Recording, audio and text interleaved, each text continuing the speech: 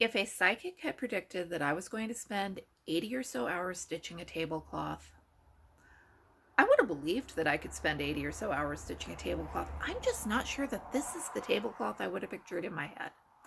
I'm Michelle, and this is my romantic tangle, and I've got cross stitch to share with you. It is Sunday, August 22nd, I think. I know it's Sunday. I think it's the 22nd. Summer has flown by, and it is all of a sudden we have those super high, scary temperatures. Now it's like 60 degrees or something this morning. It is downright chilly, which I shouldn't complain about, but at the same time, I'm cold. I want to build a fire in the fireplace, and yes, for many reasons, fire will not be happening. I'll put on a sweater and bundle under a quilt because I'm going to stitch this afternoon. I pulled out first evening in their own home because when I lay awake at night, I plot cross stitching. And I was thinking that I started this earlier in the year for the Riola Sal and had a blast working on it, and then got burned out and put it aside. And I decided, hey, maybe I could finish that by the end of the year. Yeah, maybe. The man and woman are pretty close to stitched. I've got more of their faces and hair to fill in. I filled in a lot of it last week and the week before. There's a lot of background, and there's so much tablecloth. So much tablecloth. I really enjoyed working on this for the first 70 or so hours. I don't obsessively time my cross stitch, but I've been keeping a timer for a while, and it just, for lots of reasons, that entertains me. White floss, you may remember from my whining about previous projects, is not always my favorite. We got white, we got cream, we got beige, we got gray. There are folds in the fabric and shadows in the fabric, and there is lace in this tablecloth, so there is actually a deliberate design in there. It makes me think I should focus a little more on get the stitching the way that the designer intended and not be as loosey-goosey as I am with things like trees and water and snow. So it has been a challenge. The other day I pulled this out, looked at it, went, I don't know where any of these stitches go. I mean, I can see there's a hole here. I can't find it on the chart. I turned off the TV, turned off YouTube, sat there in silence with my chart, and found landmarks and counted, and not having noise in the background. I always have noise in the background. Always. If it's not noise I deliberately chose, it is cars on the highway, it is kids in the background. I had sincerely underestimated how much silence would help me find my place. And now, early Sunday morning, I'm kind of actually holding it up to the camera. I can see things that I'm not seeing when I've got it up to my face, so I can see my stitches. It's looking better than I thought. And it's hard to tell how much more tablecloth I have because it does a big scoop in here like this. So maybe I could finish this by the end of the year if I wanted to. I knew there was something else off to the side of the man here.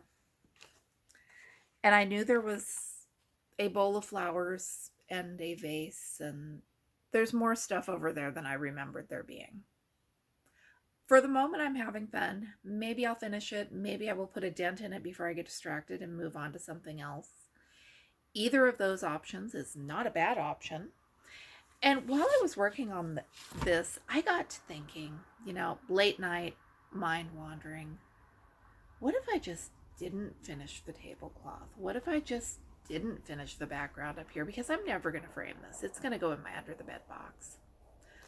What if I just stitched the fun parts and left the rest? Because this was, what, a $45, $50 kit. I have spent 80 hours stitching. I have had a blast. Maybe I've got my money's worth out of it. Maybe it would not be the worst thing if I never ever finished it. And I was playing with that idea, and I was thinking about it, and thinking about crocuses in the windowsill, which I claimed as a finish a long time ago because I did everything in the same year except this little bit of shading on the window and a tiny bit of back stitching, it would be stupid not to put the last 300 or so stitches in this. So that kind of shot down my own rationalization, and I'm too stubborn not to finish. I might use that as an excuse for packing these away for an extended period of time, but I'm too stubborn to let myself give them up.